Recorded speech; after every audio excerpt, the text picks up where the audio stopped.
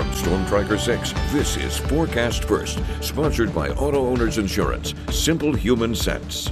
It was a rather chilly start to our Thursday morning across mid-Michigan, but temperatures have warmed up rather nicely since then. Currently, most of us are sitting in the mid to upper 50s. We're at 55 degrees in places like Lansing and Owasso, 56 our current temperature in Jackson, and 54 degrees right now over in the city of Hillsdale.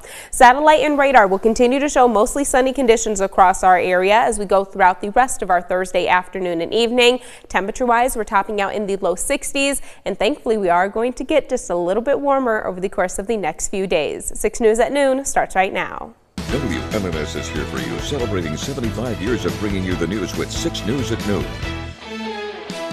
Now at noon, Israel and Hamas are a big step closer to ending their 2-year-long war after reaching a deal.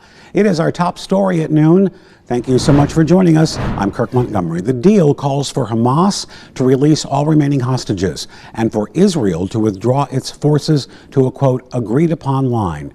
President Trump announced last night what he called the first phase of this agreement. Natalie Brand is here for you now with the latest on the deal. From Hostage Square in Tel Aviv to the streets of Khan Yunis and Gaza, an outpouring of joy and relief as Israel and Hamas have agreed to the first steps to end the war. Peace for the Middle East, it's a beautiful phrase and we hope it's going to come true. President Trump celebrated the breakthrough, speaking last night by phone to a group of hostage families. The hostages will come back. They're all coming back on Monday. Loved ones say their healing cannot begin until all the hostages come home. The president says in phase 1 of the plan, Israel will withdraw its troops to an agreed upon line, and then all remaining hostages, including the deceased, will be released in coming days. Israel will also release some Palestinian prisoners. The administration is hopeful the initial ceasefire provides momentum for achieving a lasting peace, but challenges remain, including whether Hamas will disarm and how Gaza will be governed. Palestinians celebrating the news say they just want the bloodshed to end. While strikes by Israel continue today, its parliament is meeting this morning to vote on the deal and start the clock on the ceasefire. Natalie Brand, CBS News, Washington. Meanwhile, it's like Groundhog Day on Capitol Hill, with the government shutdown now entering its 9th day. Republicans want to move forward on a spending measure they passed in-house to fund the government. However, it failed to get the needed 60 votes again. Democrats are pushing for an extension of Affordable Care Act subsidies, saying without it, insurance premiums will rise for millions of Americans. Republicans are refusing for now. If you want our votes for the budget, you've got to make sure that you don't ruin the healthcare system this fall. The difference is they're trying to hold us hostage. No, we want to have a debate about how to do it right, and save the taxpayers' money. The Senate's top Republican Majority Leader John Thune now has suggested he could hold votes on standalone bills to fund parts of the government, including defense appropriations bill. More than 1 million active duty troops could miss their next paycheck if the shutdown continues. And this week, airports in Nashville, Dallas, Boston, and other cities have all seen slowdowns from staffing issues and call-outs. And as the government shutdown continues, we're seeing a boost in flight delays at major airports across the country. But it seems this won't be the case here in mid-Michigan. Capital Region International Airport tells 6 News travelers flying out of Lansing are not expected to see any major delays. The airport's marketing director issued a statement saying people headed out of Lansing shouldn't experience any shutdown-related issues because the airport's federal partners at the TSA and FAA confirmed they're maintaining the same staffing levels to, quote, ensure safe, secure, and efficient airport operations. There is some encouraging news on the health front today. Opioid deaths are down significantly in Ingham County. The county released the 2024 numbers today, showing 78 total overdose deaths, with 48 opioid-specific deaths. That is half the number of opioid deaths compared to 2023. And the number of naloxone incidents, the drugs used to treat overdoses, was 319, also down from previous years.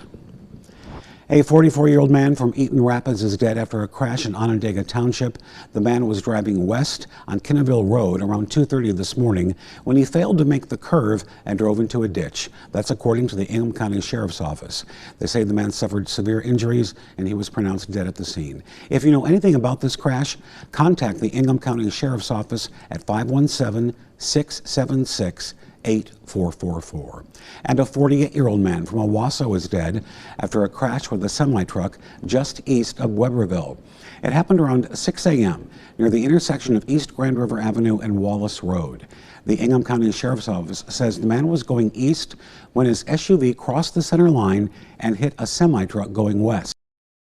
The man was not wearing a seatbelt and was thrown from the vehicle. The driver of the semi-truck was not hurt. The road is still closed as crews work to clear that scene. We'll let you know when it reopens. From Storm Tracker 6, this is Weather First, sponsored by Auto Owners Insurance. Simple human sense.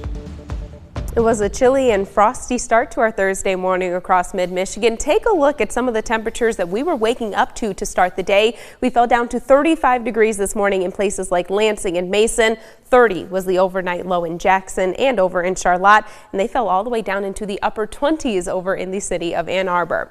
Now, there is some good news going forward, and it all ties in with the fact that we do have this area of high pressure just off to our east. This high pressure system not only going to allow for mostly sunny conditions as we go throughout the rest of the day, but also since the flow around high pressure is clockwise, it's going to be bringing a warmer air mass into the region as well. So our overnight lows are going to get warmer over the course of the next few days. As we kick off our Friday, we'll wake up to temperatures in the upper 30s. Even though that is still well above the freezing mark, still the potential for some patchy frost across the area as we kick off the day by then. After that, our overnight lows will be a lot closer to average over the weekend and even as we move into early next week with numbers hovering in the mid to low 40s. Now, Precision Cast again going to keep us dry and mostly sunny as we go throughout the rest of our Thursday. Cloud cover will begin to increase overnight tonight. We'll wake up to partly cloudy conditions as we kick off our Friday, and then Friday afternoon, right around 3-4 o'clock, we'll add in the chance for just a couple of scattered sprinkles across the area. I do think the overall coverage of that precipitation is going to be a lot more widespread compared to what Precision Cast is showing, but overall rainfall totals across the area should be incredibly minimal, only a trace amount, possibly as much as a quarter of an inch. As we move into our Saturday, the area of low pressure itself will be tracking off to the east. Saturday, for the most part, should be spent under partly cloudy skies, but there's still a 20% chance that we squeeze out an isolated sprinkle across the area by then. So that means if you are going to the MSU homecoming parade tomorrow, which does kick off at 6 o'clock, temperature-wise, going to want a light jacket. We're going to be seeing temperatures in the low 60s by 6 p.m. And yes, we will likely have to dodge in between just a couple of those sprinkles. Definitely not going to be the case today. However, it is going to look absolutely beautiful across mid-Michigan. There's widespread sunshine already outside this afternoon. Temperatures 55 degrees. Those winds currently out of the east-southeast right at 7 miles per hour. Also happens to be our peak wind speed for our Thursday thus far. We're at 54 degrees over in Grand Ledge. No sustained winds or wind gusts being picked up by our sensor thus far. Yet again, mostly sunny conditions over in downtown Jackson, also sitting in the mid-50s. And our final stop in the city of Hillsdale, currently at 54 degrees. That peak wind gusts 14 miles per hour. High temperatures for today, slightly below average. We'll only top out right around 61 degrees.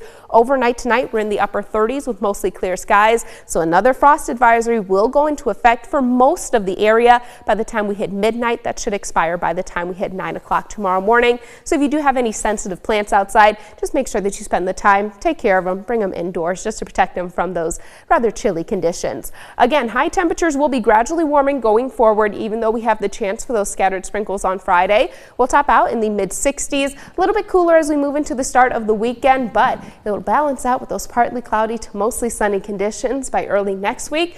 We're right back up above average, upper 60s, close to 70. Not awful at all. No, it's just going to be a little chilly yet again as we kick off our Friday. And show of hands, who turned on the heat last night? Come on, I know some of you did. Well, if you're like, I stuck it out, but I did, as a result, wake up to temperatures in my apartment at 65 degrees. Well, see, there you go. Yeah. There you go. All right. Thank you, Kendall.